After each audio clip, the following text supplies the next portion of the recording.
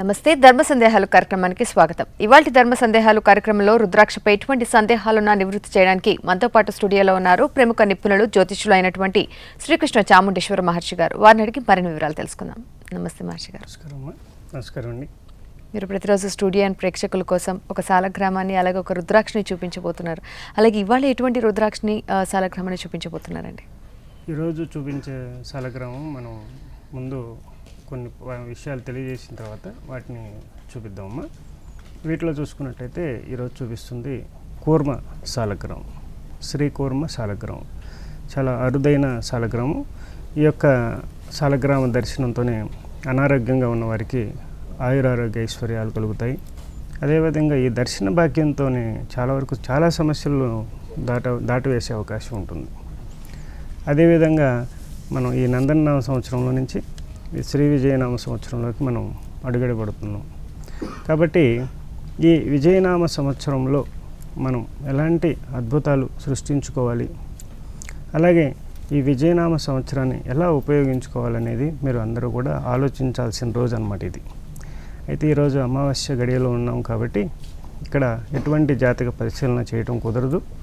కాబట్టి ఈరోజు అందరూ కూడా చేయవలసిన కొన్ని విధానాలు చూసుకున్నట్లయితే, ఈరోజు పాప పుణ్యాల పట్టికే సంవత్సరాది.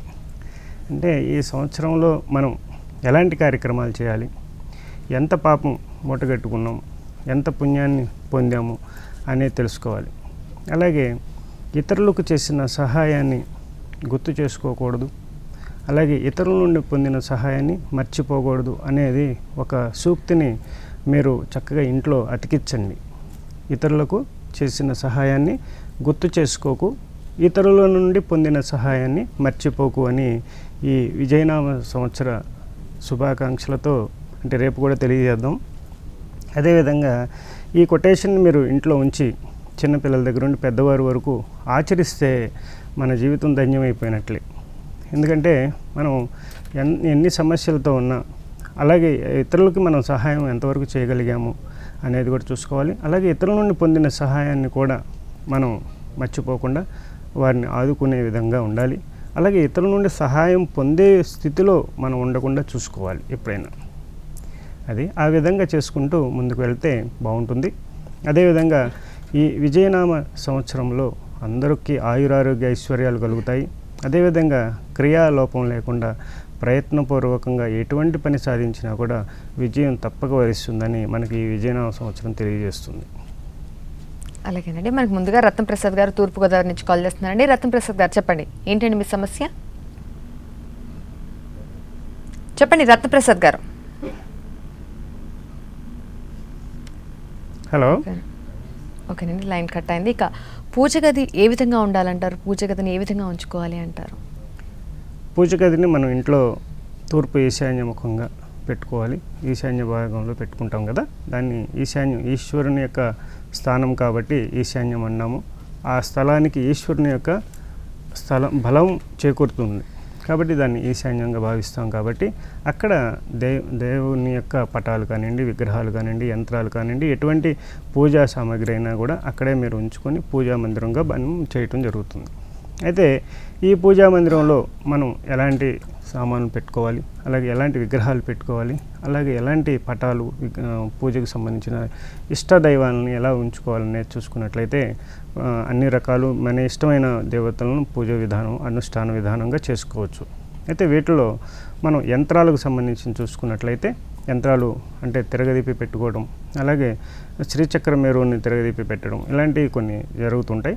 అలాంటివి లేకుండా చక్కగా చేసుకోండి. అలాగే ఏ రోజు పూజా విధానం ఆ రోజు చక్కగా పాటిస్తూ ధూపదీప నైవేద్యాలతో చక్కగా మీరు పూజా మందిరాన్ని చక్కగా అలంకరించుకొని చక్కగా ప్రశాంతంగా అక్కడ ధ్యానం చేయటం అనేది చాలా మంచి ఫలితాలను ఇవ్వడానికి అవకాశం ఉంటుంది. ఇంట్లో మనకు ఎన్నో సమస్యలు ఉన్నా కూడా ఈ యొక్క పూజా మందిరంలో కొద్దిసేపు కూర్చుంటే ప్రశాంతత కలగాలి. అలాంటి విధంగా మీరు ఆ యొక్క పూజా మందిరాన్ని ఉంచుకున్నట్లయితే, ఇప్పుడున్న అపార్ట్మెంట్స్లో షింకు పక్కన చిన్న తొట్టి కడుతున్నారు, దాని కింద ఒక పూజా మందిరం అని చెప్పి చిన్న ఇది పెడుతున్నారు. అలా కాకుండా పూజా మందిరాన్ని భగవంతునికి ఎక్కువ సమయం ఎక్కువ ప్లేస్ని కూడా కేటాయించుకోవాల్సిన అవసరం ఉంది. అలాగే మన హృదయంలో కూడా ఎక్కువ స్థానాన్ని సంపాదించుకున్నట్లయితే మనం భగవంతుని యొక్క అనుగ్రహానికి తొందరగా పాత్రలు అవుతాము. అదేవిధంగా మీరు చేయాల్సిన ఇంకా ఎటువంటి ధర్మాల్లో చూసుకున్నట్లయితే రాజా ప్రజ రాజ్యం పాపం. అంటే ఇక్కడ చూసుకున్నట్లయితే పాపం అనేది రాజు చేసిన పాపం కానివ్వండి, అలాగే ప్రజలు చేసిన పాపం కానివ్వండి, అంతా కూడా రాజుకే వర్తిస్తుంది. అలాగే రాజు చేసిన పాపం అంతా, ఆ పాపం అంతా ఆశ్రయించి పాపం అంతా కూడా, రాజును ఆశ్రయించిన పాపం అంతా కూడా మళ్ళీ పురోహితుని ఆశ్రయిస్తుంది. అందుకే రాజు పురోహితుని గౌరవించడం, అలాగే వారికి సత్కారాలు చేయటం, బ్రాహ్మణ సత్కారం అనేది చాలా ఇంపార్టెంట్ అన్నమాట. ఈ యొక్క ఉగాది రోజు బ్రాహ్మణ సత్కారం చేయటం వల్ల అనేక సమస్యలు తొలగిపోతాయి, అలాగే పుణ్యం యొక్క పర్సంటేజ్ పెరుగుతుంది. అంటే మనం మార్చి 31కి ఎలా అకౌంట్స్ అన్ని చూసుకుంటామో, ఈ ఉగాదికి పాపం పుణ్యం అనే అకౌంట్ని మనం సరిచేసుకోవాలి. దీనికి మొదటి నాందిగా పురోహితుల్ని, అలాగే మీ ఇంటి పురోహితులను కానివ్వండి, లేకపోతే ఎక్కడైనా సరే దేవాలయంలో కానివ్వండి, మీరు గౌరవించి చక్కగా వారికి సంతర్పణతో, అలాగే అన్నదానంతో కానీ, అదేవిధంగా కానుకలతో అలాగే సత్కారం చేసి మీరు ఆశీర్వాదం తీసుకోవటం అనేది చాలా ముఖ్యమైన అంశం అన్నమాట. అలాగేనండి. మనకి మొదటిగా రత్నప్రసాద్ గారు తూర్పుగోదావరి నుంచి కాల్ చేస్తున్నారండి. రత్నప్రసాద్ గారు చెప్పండి, మీ సమస్య ఏంటో చెప్పండి. మహర్షి గారు ఉన్నారు. డేట్ ఆఫ్ బర్త్ చెప్తారండి. డేట్ ఆఫ్ బర్త్ ఇవాళ స్వీకరించబడదు నాన్న.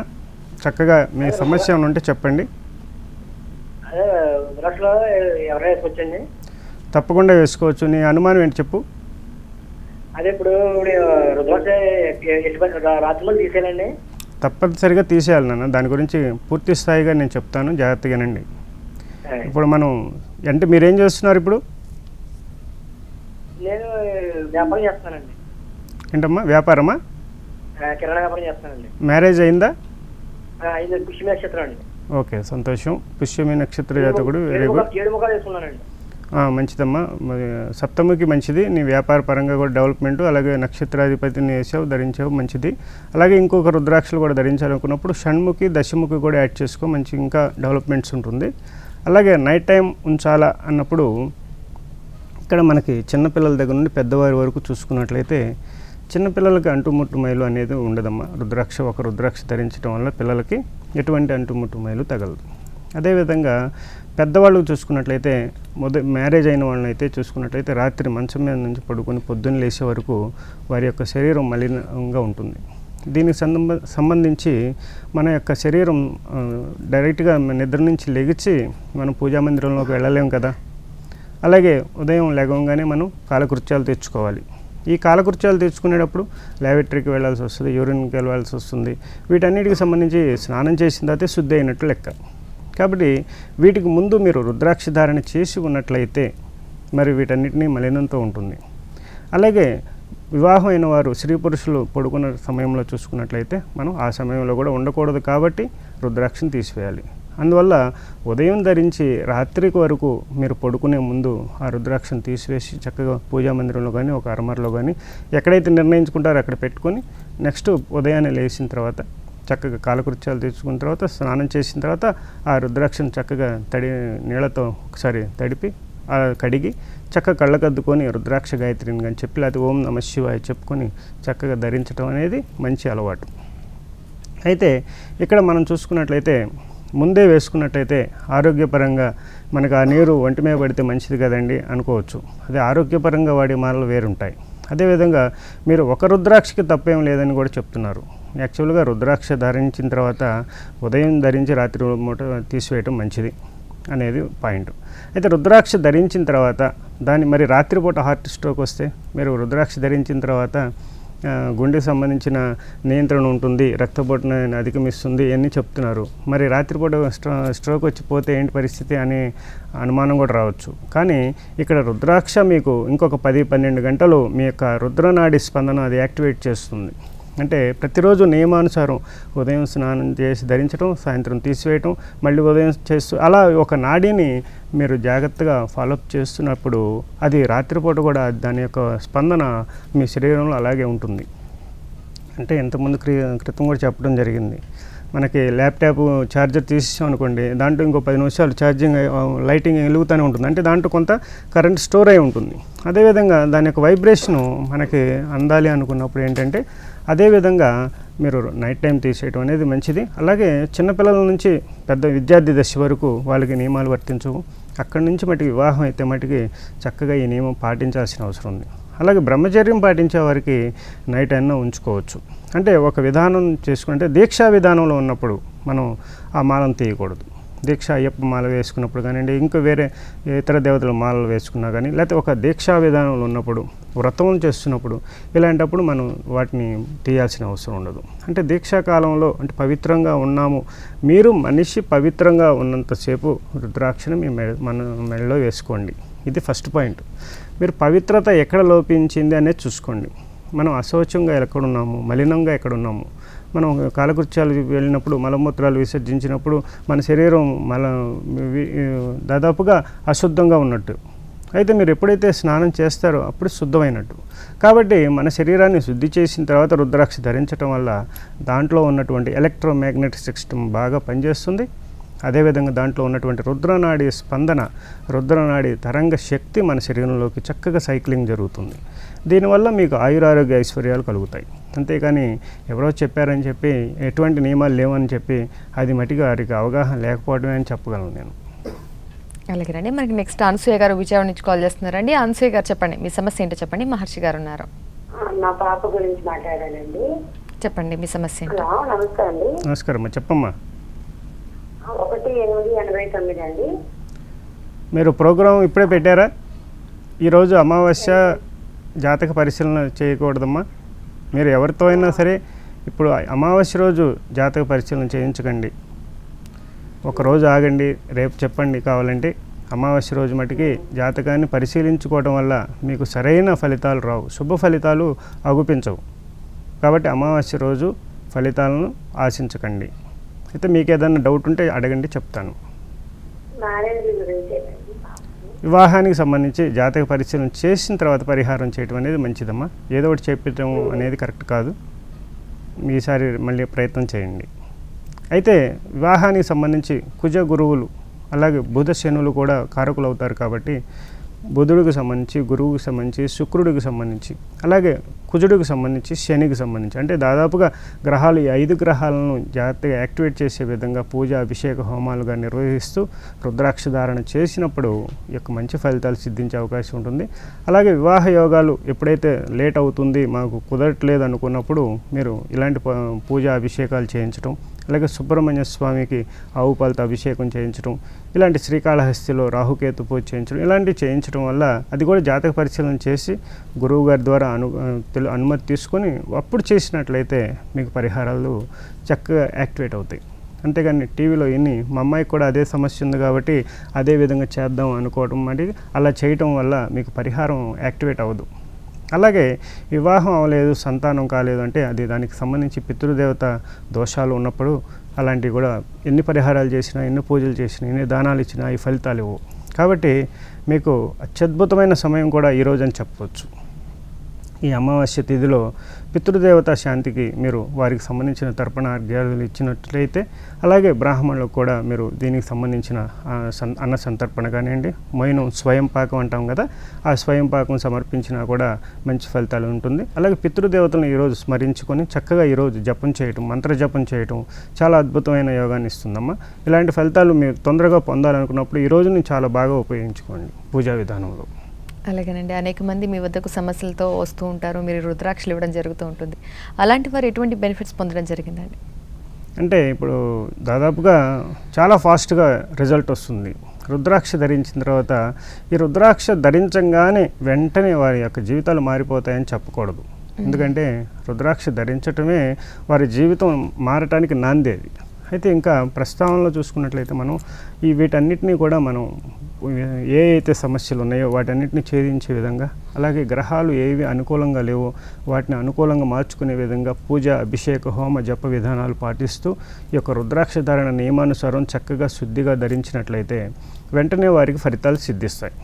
అదేవిధంగా పరిహారం మీద శ్రద్ధ ఉండాలి. ఫస్ట్ గురువుగారు చెప్పారు ఏదో చేద్దాం, అమ్మ నా బదులు అమ్మ చేయమన్నారు కదా, ఆమె చేస్తుంటే ఇతను పేపర్ చదువుతా, టీవీ చూస్తా కూర్చోకూడదు.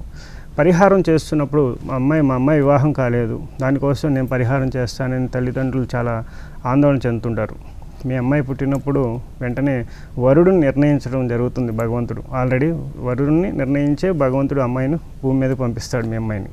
కాబట్టి అలాగే పుత్రుడు జన్మించినా కూడా పుత్రిగా పుట్టే ఉంటుంది ఎక్కడో వివాహానికి సంబంధించి. కాబట్టి ఇది ఒక గేమ్, వాళ్ళిద్దరు ఎప్పుడు కలవటం అనేది. అయితే ఇక్కడ కొంచెం లేట్ అవ్వచ్చు, కొంచెం ఫాస్ట్గా జరగవచ్చు, కొంతమందికి ఆకస్మికంగానే తొందరగా అప్పటికప్పుడు వివాహం అయిపోయే అవకాశాలు ఉంటాయి. ఇలాంటివి ఏంటంటే వారి యొక్క యోగాలను బట్టి ముందుకు వెళ్తుంటాం. అయితే కొంతమంది ఆలస్యంగా వివాహం అవుతుందంటే ఆ సమయంలో వివాహ సమయం వారికి నిర్ణయించిన సమయానికంటే మీరు ముందే ప్రయత్నాలు చేయటం వల్ల అలసిపోయి మీరు విసుగు చెంది బెంగపడటం అనేది జరుగుతుంది. కాబట్టి వివాహం అనేది తప్పకుండా వివాహ యోగం జీవితంలో వారి జాతకరీత్యా ఉన్నట్లయితే తప్పకుండా వివాహం అవుతుంది. అలాగే అంటే జ్యోతిష్య ప్రకారం ముందుకు వెళ్ళటం అనేది ఏంటంటే కొన్ని యోగాలు ముందుకు జరగడానికి మనకు జ్యోతిష్యం ఉపయోగపడుతుంది. కాబట్టి అదేవిధంగా రుద్రాక్ష ధారణ చేయటం వల్ల కూడా మనకి తొందరగా యోగాలు సిద్ధించే అవకాశం ఉంటుంది. అలాగే దేవుని యొక్క అనుగ్రహం ముందుకు వెంటనే జరగడానికి అవకాశం ఉంటుంది. అలాగే అనేక సమస్యలను అధిగమించే శక్తిని రుద్రాక్ష ధారణ వల్ల కలిగిన వాళ్ళు చాలామంది ఉన్నారు. అలాగే రుద్రాక్ష ధారణ చేసిన తర్వాత వారి యొక్క అభిప్రాయాలన్నీ నేను సేకరిస్తుంటాను. ఎందుకంటే ఫస్ట్ వేరింగ్ అబౌట్ రుద్రాక్ష ఎలా ఉంది, మీకు రుద్రాక్ష ధరించిన తర్వాత మీ యొక్క రుద్రనాడి స్పందన మీకు ఎలాంటి అనుభూతిని కలిగించింది అని ప్రతి ఒక్కరిని కూడా అడిగి తెలుసుకోవడం జరుగుతుంటుంది. వారి యొక్క అద్భుతమైన వారి యొక్క అనుభవాలు కూడా పుస్తక రూపంలో వారు రాస్తుంటారు మా దగ్గర. ఇలాంటి దాంట్లో చూసుకున్నట్లయితే రుద్రాక్షలు ధరించిన తర్వాత చాలా మంచి ఫలితాలు పొందామన్న వారే 99% ఉన్నారు. రుద్రాక్ష ధరించి నాకేం ఫలితం రాలేదన్న వాళ్ళు ఆ పరమేశ్వరుని అనుగ్రహానికి పొందలేకపోవటం వల్ల అలా చెప్పి ఉండొచ్చు అని నా అభిప్రాయం. కాబట్టి రుద్రాక్ష ధరించిన తర్వాత అందరికీ అన్ని యోగాలు అన్ని శుభాలు కలగటానికి రుద్రాక్షను మించింది లేదు.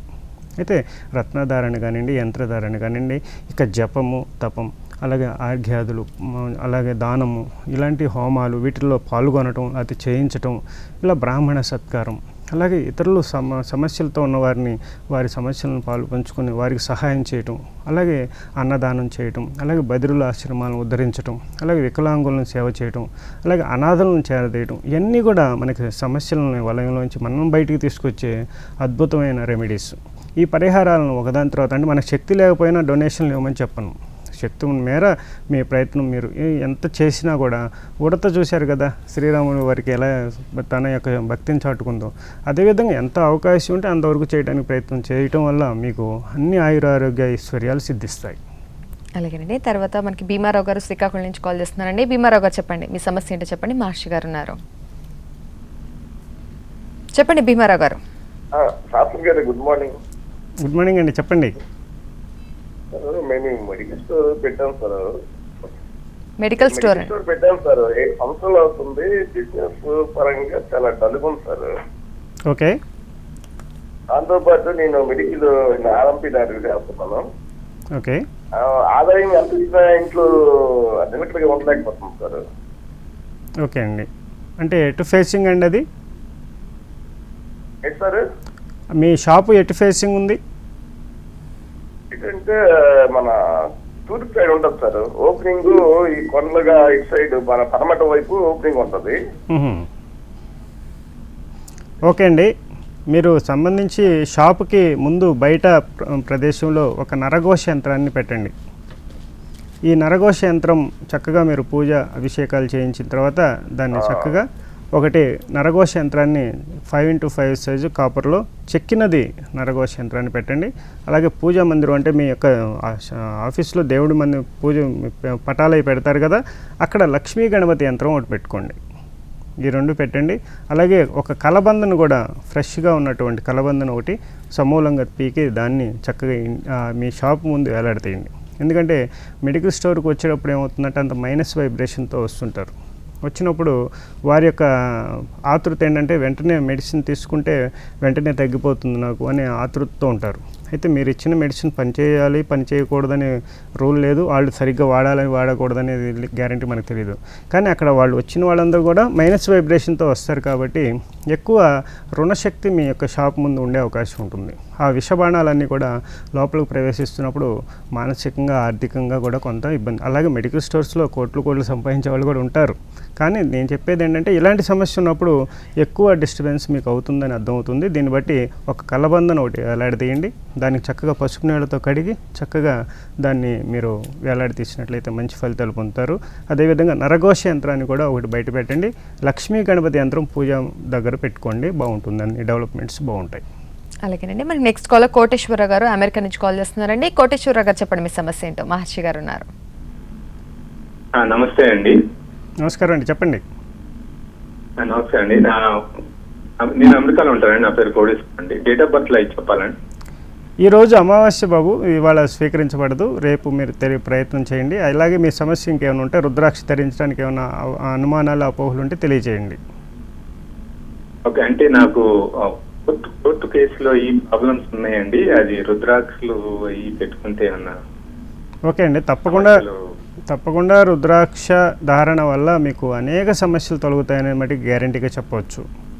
అయితే మీకు సమస్య కోర్టు సంబంధం ఉందంటున్నారు కాబట్టి కోర్టుకు సంబంధించిన జాతకరీత్యా అది దేనికి సంబంధించి వైవాహిక జీవితానికి సంబంధించా లేకపోతే ఏదైనా ట్రాన్సాక్షన్స్ సంబంధించండి? ఫ్లాట్ సంబంధించినప్పుడు చూసుకున్నట్లయితే దానికి సంబంధించిన దాంట్లో మీరు పగడం గణపతి లాకెట్ 9 క్యారెట్స్ పెట్టండి. అదేవిధంగా ఒకసారి జాతక పరిశీలన చేసిన తర్వాతే మనం మీకు మంచి ఫలితాలు ఇవ్వడానికి పరిహారాలు చెప్పడానికి కానీ కుదురుతుంది. అలాగే రుద్రాక్ష ధారణ చేయాలనుకున్నప్పుడు ఒక త్రయోదశముఖి ఇంద్రముఖి రుద్రాక్ష ధరించండి, ఒక అష్టముఖి రుద్రాక్ష, ఒక నవముఖి రుద్రాక్ష, ఈ 3 ధరిస్తే మంచిదండి. అలాగండి. ఏ సమస్యలు తీసుకున్నా కానీ అటు విద్య కానీ ఉద్యోగం కానీ ఏ తీసుకున్నా కానీ ముఖ్యంగా మానసిక సమస్య అనేది పెద్దదిగా ఇప్పుడు కనిపిస్తోంది. అంటే మానసిక స్థితి మంచిగా ఉంటేనే ఎవరైనా అభివృద్ధి చెందుతున్నారు. మరి అటువంటప్పుడు ఎటువంటి రుద్రాక్ష ధరించాలి అంటారు? మానసిక స్థితి బాగుంది అనుకున్నప్పుడు దాదాపుగా రుద్రాక్ష కూడా అదే స్థితిని కలిగిస్తుంది, ఇంకా బలం చేకూరుస్తుంది వారికి. అయితే రుద్రాక్ష ధారణ చేసినప్పుడు మానసిక పరిస్థితి కానివ్వండి, ఆర్థికంగా కానివ్వండి, శారీరకంగా కూడా అన్ని స్థితులను వారికి బ్యాలెన్సింగ్గా ఇస్తుంది. మానసిక పరిస్థితి బాగోలేని వారు అర్జెంటుగా రుద్రాక్ష ధరించాల్సిందే. అలాగే మానసిక పరిస్థితి బాగున్నవారు ఇంకా రుద్రాక్ష ధరించి పూజ అభిషేక హోమాదుల్లో పాల్గొంటూ చక్కగా ఇతరులకు సేవ చేసుకుంటూ ముందుకు సాగినట్లయితే వారికి అనేక ప్రయోజనాలు అలాగే అనేక ఉపయోగాలతో కూడుకున్నటువంటి గొప్ప జీవితం వారికి లభిస్తుందని చెప్పవచ్చు. అలాగేనండి. ఇంకా అసలు ఎన్ని రోజుల తర్వాత మార్పు అనేది తెలుస్తుందండి రుద్రాక్ష ధారణ అనంతరం? రుద్రాక్ష ధారణ చేసిన తర్వాత వితిన్ మినిట్స్లో దాని యొక్క ప్రయోజనం పొందిన వాళ్ళు ఉన్నారు, ఒక నెల రోజుల తర్వాత ప్రయోజనం పొందిన వారు ఉన్నారు, ఒక 41 రోజుల తర్వాత ప్రయోజనం పొందిన వాళ్ళు ఉన్నారు, అలాగే ప్రతిరోజు ప్రయోజనం పొందుతున్న వాళ్ళు ఉంటారు. అయితే దీన్ని వాళ్ళ యొక్క యోగా స్థితిని బట్టి మనం బేరేజ్ వేయాలమ్మా. అలాగే దీనికి ఎంతో ఒక క్యాలిక్యులేషన్ అనేది ఉండదు. అయితే దాదాపుగా 110% కూడా రుద్రాక్ష ధరించిన తర్వాత వారికి ఫలితాలు కంపల్సరీగా వస్తాయి. ఎందుకంటే రుద్రాక్ష అనేది ఆ పరమేశ్వరుని అనుగ్రహంతోనే మీ దగ్గరికి వస్తుంది కాబట్టి అది రుద్రాక్ష మీకు మంచి చేయడానికి మాత్రమే లభిస్తుంది. కాబట్టి వెంటనే మీకు ఫలితాలు సిద్ధించాలంటే ఆ భగవంతుని అనుగ్రహంతో పాటుగా వస్తుంది కాబట్టి ఆయనే చూసుకుంటారు, చక్కగా మీకు మంచి ఫలితాలు ఆయనే ఇస్తారు. అలాగేనండి. నెక్స్ట్ కాల్ బాలస్వామి గారు మహబూబ్ నగర్ నుంచి కాల్ చేస్తున్నారండి. బాలస్వామి గారు చెప్పండి మీ సందేహం ఏంటో. మహర్షి గారు ఉన్నారు. మహర్షి గారు, మా అబ్బాయి పేరు నీరజ్ కుమార్. ఓకే, చెప్పండి. అతను ఉద్యోగ ప్రయత్నంలో ఉన్నారు. ఉద్యోగం కోసం ఏ రుద్రాక్ష ధరిస్తే బాగుంది? ఉద్యోగం ప్రయత్నంలో ఉన్నారు. ఉద్యోగ ప్రయత్నం ప్రకారం నీరజ్ కుమార్ ఇతనికి సంబంధించి ఒక సప్తముఖి రుద్రాక్ష, దశముఖి రుద్రాక్ష, అష్టముఖి రుద్రాక్ష, ఈ 3 రుద్రాక్షలు యాడ్ చేసి వేయించండి. ఉద్యోగ ప్రాప్తికి సంబంధించి అనేక యోగాలు వాటి వల్ల సిద్ధిస్తాయి. వెంటనే ఉద్యోగ ప్రాప్తి కూడా కలుగుతుంది. ఈ విజయనామ సంవత్సరం ఉగాదిలో అది ప్రయత్నం చేయమనండి, మంచి ఫలితాలు పొందుతారు. అలాగేనండి. అసలు మీరు ఈ అధ్యయనం చేయడానికి ఎవరి ప్రేరణతో మీరు ఈ విధంగా చేయాలి అనుకున్నారండి? ఇది ప్రేరణ అనేది నేను చిన్నప్పటి నుంచి కూడా శివభక్తునేనమ్మా. 4th క్లాస్ 5th క్లాస్ నుంచే మట్టిలో సైకతలింగం చేసాం. అదే అక్కడ నుంచి అలా అదే మనసులో ముద్ద పడిపోయింది. అలా అలా పరమేశ్వరుని అనుగ్రహంతో ఆ రుద్రాక్ష లభించడం, 10th క్లాస్లోనే ధరించడం. ఆ తర్వాత ఇంటర్మీడియట్లో సైన్స్ ల్యాబ్, బైపీసీ స్టూడెంట్ కదా, దానివల్ల అడ్డుకోత నిలువుకోత మాకు అవకాశం ఉంది, అది చేసే అవకాశం. అలా రుద్రాక్షల మీద డూప్లికేట్ రుద్రాక్షలు ఎక్కువ అప్పటి నుంచే ఉన్నాయి. దాదాపు 30 ఏళ్ళ నుంచి కూడా రుద్రాక్షలు డూప్లికేట్స్ ఉంటానే ఉన్నాయి. ఎప్పటికీ ఒరిజినల్ ఉందంటే దాని పక్కన డూప్లికేట్ ఉంటానే ఉంటుంది. అంటే డూప్లికేట్ తయారు చేసేవాళ్ళు ఎప్పుడున్నా కూడా అది డూప్లికేట్ తయారు చేయడానికి అవకాశాలు ఉంటాయి. అదేవిధంగా ఆ విధంగా అసలు రుద్రాక్ష చెట్టు నుండి వస్తుంది, ఇది ఒక ఫ్రూట్ నుండి వస్తుంది అని తెలుసుకున్న తర్వాత అసలు ఆ చెట్టు ఎక్కడుంది, అది ఎంతవరకు నిజం అనే దాని మీద నేను ప్రయత్నపూర్వకంగా హిమాలయాస్కి వెళ్ళటం, అక్కడ రుద్రాక్ష చెట్ల మీద పరిశోధనాత్మకంగా రుద్రాక్ష పుష్పించిన దగ్గర నుండి కాయ పండి అది రాలే వరకు ఎలాంటి అద్భుతాలు సృష్టించవచ్చు, దాంట్లో నుంచి ఎలాంటి ప్రయోజనాలు మనం పొందొచ్చు అనేది పరిశీలన చేయటం జరిగింది. అదేవిధంగా అక్కడ హీలింగ్ అబౌట్ రుద్రాక్షలో ఎలాంటి అద్భుతమైన హీలింగ్ ఉంది అనేది చాలా అద్భుతమైన శక్తి ఉంది అక్కడ. రుద్రాక్ష చెట్టు దగ్గర ప్రశాంతంగా తపస్సు చేసిన విధానం చూసుకున్నట్లయితే మెడిటేషన్లోకి చాలా ఈజీగా ట్రాన్స్లోకి వెళ్ళిపోవటం, అలాగే మూలాధార చక్రం నుండి షట్ చక్రాలు వెంటనే యాక్టివేట్ అవ్వటం, ఇలాంటి అద్భుతాలు ఎన్నో ఆ రుద్రాక్ష ధారణ చేసిన తర్వాత అలాగే రుద్రాక్ష చెట్ల దగ్గర నేను గమనించాను. అదేవిధంగా ఒక ఫారెస్ట్ ట్రెక్కింగ్లో ఒకసారి నాకు కాలుకు కూడా దెబ్బ తగిలింది. తర్వాత రుద్రాక్ష చెట్టు ఎక్కి అక్కడ చాలా చిటారు కొమ్మల్లో ఉంటాయి, అవి వాటిని ప్రయత్నపూర్వకం వెళ్ళినప్పుడు ఈ వచ్చి దిగేటప్పటికి దీనికి ఎటువంటి నొప్పి కానివ్వండి, అది యాక్చువల్గా డాక్టర్ గారు దాన్ని ఆ గోరు అంతా తీసేసేయాలి, ఆపరేషన్ చేయాలండి, ఒక 4 రోజుల వరకు కదలకూడదన్నారు నేపాల్లో. అలాంటిది ఎటువంటి ప్రాబ్లం లేకుండా అది నొప్పి లేదు, సెన్స్ లేదు దానికి. తర్వాత ఇండియా వచ్చేసిన తర్వాత కూడా అది ఆటోమేటిక్గా మారిపోయి హీల్ అయిపోయింది. అలా రుద్రాక్షలో చాలా శక్తి ఉంది, దాన్ని అందరూ అనుభవించాలి, అందరూ ఆస్వాదించాలి, అలాగే అందరూ దాని వల్ల ప్రేరణ పొందాలి, అలాగే అందరికీ అది ఉపయోగపడాలని సత్సంకల్పంతో మనం ఈ రుద్రాక్ష అవగాహన విధానం తెలియజేస్తున్నాము. అదేవిధంగా ఈరోజు చూపిస్తున్న రుద్రాక్ష చూసుకున్నట్లయితే ఇది గౌరీ శంకర రుద్రాక్షమ్మ. ఇది కూడా డూప్లికేట్ చేస్తున్నారు. 2 పంచముఖాల మధ్యలో లైట్గా కట్ చేసి అరగదీసి వాటిని అంటించి చేస్తారు. ఇది గౌరీ శంకర రుద్రాక్ష. అనేక సమస్యల నుండి ఈ యొక్క రుద్రాక్ష మనల్ని కాపాడుతుంది. అలాగే మానసిక అశాంతి ఉన్నవాళ్ళు ఈ యొక్క రుద్రాక్షని పూజలో ఉంచడం వల్ల చాలా మంచి ఫలితాలు పొందుతారు.